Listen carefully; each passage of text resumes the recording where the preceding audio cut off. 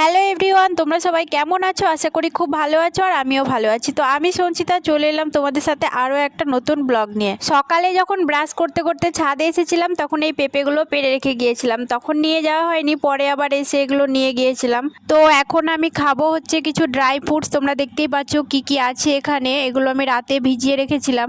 এগুলো খাওয়ার পরেই আমি চলে গিয়েছিলাম ছেলেকে পড়তে বসাতে, আর ওকেও হালকা ব্রেকফাস্ট করিয়েছিলাম। তো এখন ওকে কিছুক্ষণ পড়াবো, তারপরে আবারও কিছু খেতে দিব ওকে। দেখো কত মনোযোগ সহকারে ও লিখছে। এদিকে ওর ঝটা লেখা হয়ে গেছে, এখন ওর পেজটা আছে সেটা কমপ্লিট করছে ও। তো সকালের পড়ালেখা তো হলো, আর পড়তে বসার আগে তেমন কিছু খাইনি, ওই জন্য ওকে এখন খেতে দিলাম হচ্ছে মুড়ি, বিস্কুট আর দুধ। আর এখানে দেখো কিছু সবজি বাজার করা হয়েছে, মানে কেনা হয়েছে, পাড়াতেই বিক্রি করতে এসেছিল। তার মধ্যে পেঁপেটা তো আমাদের নিজেদেরই গাছের। তো সে যাই হোক, এখন দুপুরের জন্য রান্না বান্না করতে হবে। আমার স্নানটাও কমপ্লিট হয়ে গিয়েছে। তো রান্নাঘরে এসে আগে আমি ভাতের জন্য জল বসিয়ে দিয়েছি, জল গরমও হয়ে গেছে আর চালটাও ধুয়ে দেওয়া হয়ে গেল। ওইদিকে ভাতটা হতে থাক, ততক্ষণে আমি ছেলেকে দুধটা খাইয়ে দিই। জানো তো, আর 3 মাস পর ছেলের 4 বছর পূর্ণ হবে, আর এখনো ওকে এইভাবে ঝিনুকে করে দুধ খাওয়াতে হচ্ছে। আসলে নিজে নিজে খেতে পারে না এমনটা নয়, নিজে খেলে অনেকটা সময় লাগে, মানে ওর সাথে অনেকক্ষণ বকতে হয়, অনেক কিছু বোঝাতে হয়, তারপরে খাই।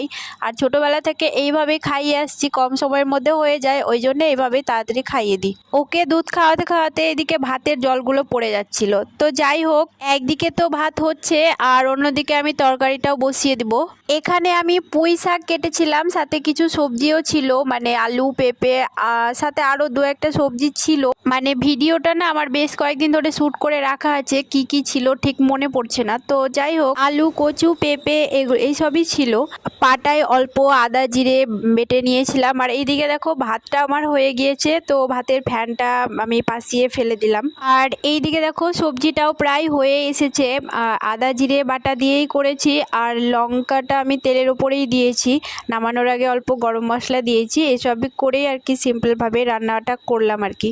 এরপর আমি কিছুটা আলুর পাঁপড় ভেজেছিলাম। এই আলুর পাঁপড়গুলো না আমার ছেলে খেতে ভীষণই ভালোবাসে, মানে যেদিন এইগুলো ভাজি সেদিন ভাত খাওয়াতে বসে ওর সাথে বেশি বকতে হয় না, মানে খেয়ে নেয় আর কি। এরপর আরও একটা সবজি, মানে আরও একটা তরকারি করতে বাকি আছে। তো এটা হচ্ছে আলু কলা দিয়ে ঝোল করব। তোমরা আজকেও দেখেছো যে আমি আলু কলা এগুলো আর কি ছবি শেয়ার করেছি তোমাদের সাথে।